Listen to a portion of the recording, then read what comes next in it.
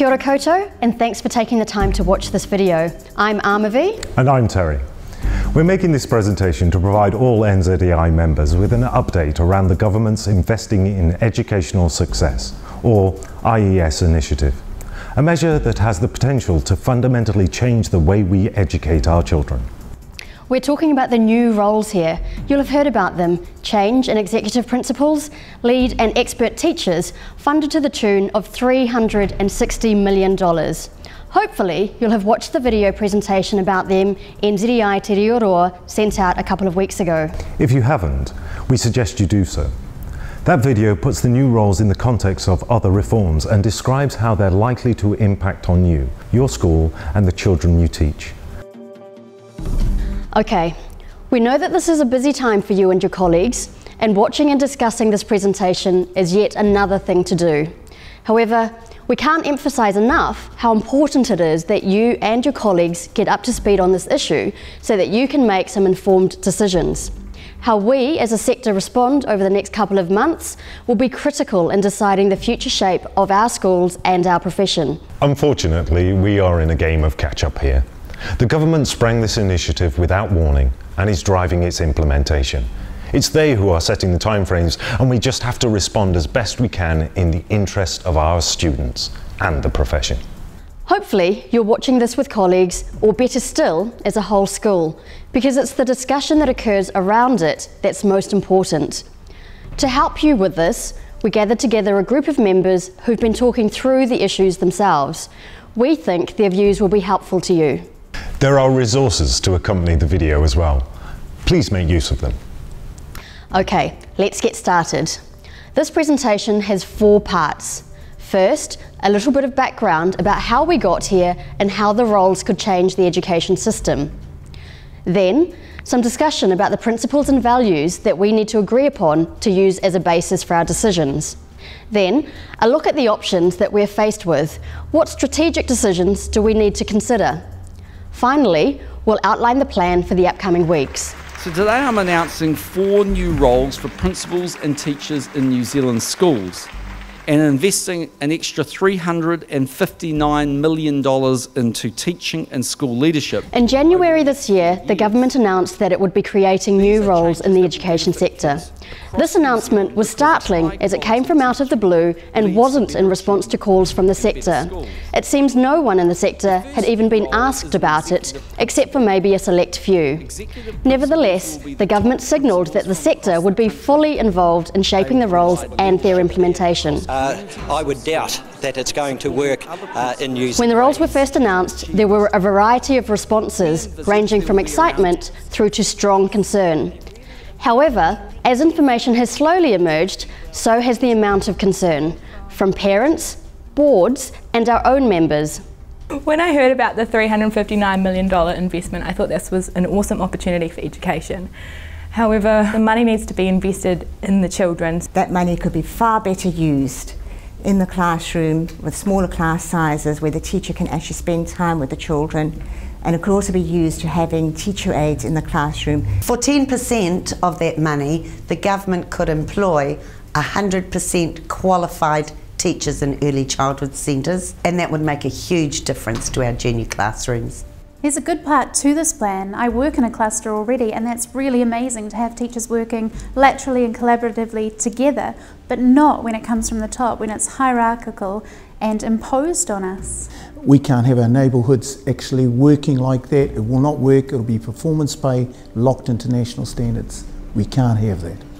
NZEI Te Reo Roa responded by launching its Better Plan for Kids initiative, which government ignored.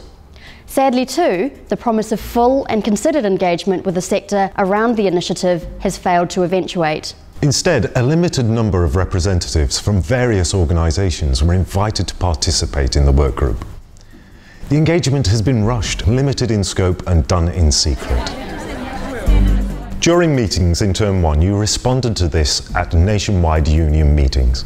Members everywhere expressed deep concern about the scope of reform and the lack of openness and transparency surrounding it. That's why you instructed your executive to follow a principled approach in engaging with the Ministry of Education, stating that any rollout of the government's plan ought to be based on sound evidence and that the process must be transparent and genuinely collaborative. Moreover, members were adamant that any design or implementation must not be based on national standards. In all their dealings with government, NZEI representatives have asserted that as a democratic organisation, final decisions will be made by the membership, not imposed as a result of deals made in secret talks. Quite soon, probably within weeks, the government will present us with Cabinet's signed-off version of the new roles and the plan for implementation. We all need to be preparing for that. Right now, we need to be discussing how we ought to respond. National Executive has debated this issue extensively. They believe that our deliberations should be guided by principles and values so that we're not responding purely on emotion. We suggest you either pause the video at this point to explore the principles that you believe should underline how we proceed, or make that your first point of discussion at the end of this presentation.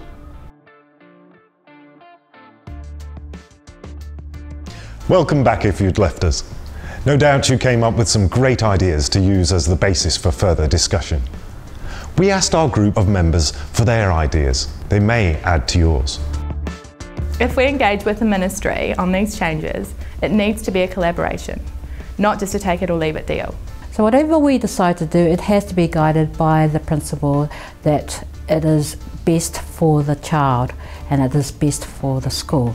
Otherwise, it's not going to work. We teachers value collaboration, professionalism, trust, equity, a rich curriculum and opportunities for all our children to achieve.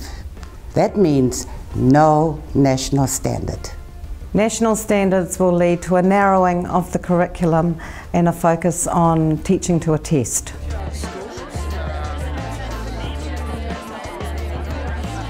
As we said earlier, the way government has approached the New Roles initiative means that we're talking without the full facts almost 4 months after the Prime Minister announced the initiative. Some argue that this has been a deliberate ploy on the part of the government. Nevertheless, we can safely assume that we are faced with 2 alternative pathways to choose from. One is the path of disengagement, while the second is to join the government in taking the road of negotiation. Both pathways have their attractions, but there are risks in both. Our membership group will help us explore these, first by exploring the path of disengagement. That road begins with a decision to reject the government's new roles and refuse to go into bargaining around them. Instead, we demand that they rescind the policy and engage with the sector on better ways of spending the allotted money. It's time that we let this government know that we are going to stop mamby-pambying around and actually take action and stand up for the children and education. We've done enough listening, we've done enough talking. We need to just walk away from this now and have nothing more to do with it. I don't think this package can be reshaped. I think we need to get out and mobilise our communities, our boards, and to come up with better ways of spending this money. We have to be realistic. If we walk away now, this government will push these roles through as individual contracts. We can't let that happen. This government does back down. It did over class sizes and PACT, and it can again if the opposition is strong enough. If we say no, it means we boycott this whole situation. We do not get involved in the implementation of this in any way. That also means our schools don't get any of the money. Is that fair on our kids and on our teachers? That's just a taste of the arguments around the path of disengagement. No doubt you and your colleagues will have plenty of your own pros and cons for taking that route. The second pathway is to continue to engage and go into bargaining with the Ministry around the roles.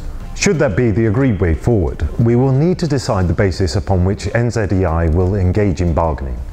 Let's hear from our colleagues again.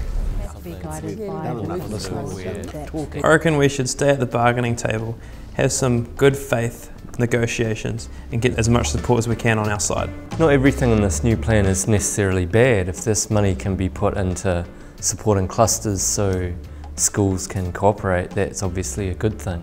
The lead teacher role could potentially be really good if it could reflect what we already have with the ACE teacher roles. The government's going to push it through anyway. It's their flagship policy. We've got to be there, we've got to have our say, we've got to shape it. If we go along with this and negotiate with just playing by their rules, we're not going to get anywhere. We should put our time and our energy into opposing this ridiculous idea.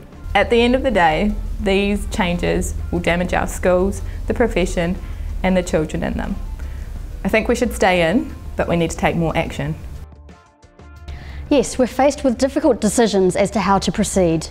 Both pathways have their attractions and their risks. Nevertheless, we'll need to come to a position based on a majority decision and be prepared to back that up with action. Going down either pathway will involve building understanding in our communities. If we decide to go into bargaining, we'll need to agree on some counterclaims that will match our principles and values.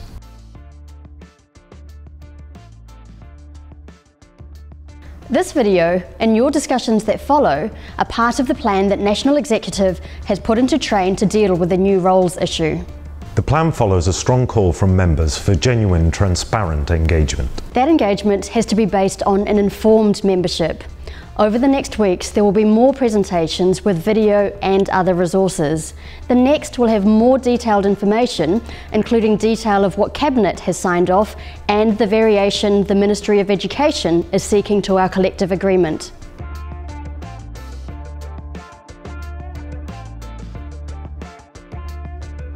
It's very likely that there'll be meetings for all members towards the end of this term to vote on what we do.